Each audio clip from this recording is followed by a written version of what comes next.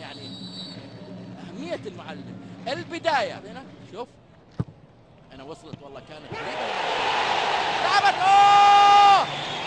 هدف أول، وهنا المدرج، هنا الجدار، هنا الكنز الأصفر التي يسجل في الدقيقة 9، في الدقيقة 10. خذ معك الإعادة وخذ معك الملعب. شوف الكورة طلع على القائم الأول، العبها على زاوية، خطأ دفاعي وخطأ يتحمل أيضا، فهذه اثنيان في اللعبة الماضية.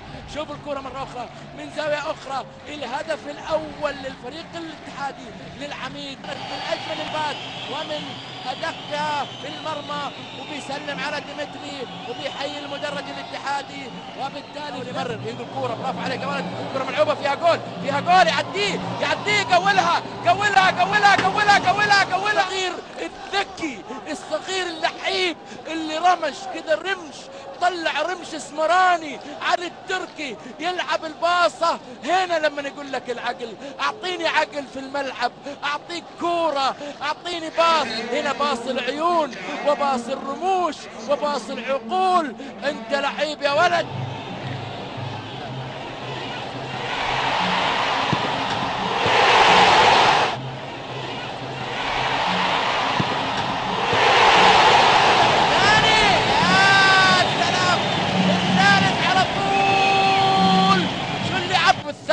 وشوف اللعبة وشوف الباصة وشوف المشكلة. والله أخذ يمين، جلسوا على أرضية الملعب، جلسوا على أرضية الملعب. ابن قالمة أخذ بتسحيبة، تسحيبة والله حراقة. أحمد لعبت على طول داخل منطقة جول، تتلعب يا سلام، يا تحرق. شوف فلت غير كذا ما تلعب. انت لعيب، انت فكرك عالي، والحربي هو الاجمل، هو من صنع وهنا من سدد. و3-2 وقربت الامور وبدأت تاخذ منحنى وخط اخر. اخطاء دفاعيه بصراحه، اخطاء دفاعيه واضحه جدا من دفاعات الاتحاد على ديمتري عن يحصن نفسه، على ديمتري داخل منطقه الجزاء في كره ملعوبه، في كره عاليه. مبروك، تفلت جول هدف المغربي. وخ يا اخوي، التعادل محلاه. 3-3 بلعبه كان ممكن يخلصوها دفاع الاتحاد، ولكن مبروك لوحده وصلاح يكملها. جيرالد يعديه حيسدد يا طلق هناك، طلق على طول ملعب نارية. شوف اللعبة عدى من 2 ولعبها في المرمى. و4-3 مباراة 7 أهداف.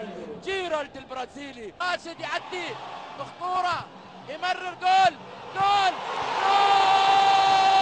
5-3 الاتحادية في افتتاحية الدوري من فهد العنزي بتمريرة رائعة. انفرط الدفاع التعاوني، ما له ذنب فهد. الخطأ دفاعي بدأ من هنا، وهنا كان حل فردي، وهنا باصة رائعة، وهنا فهد العنزي الفلت.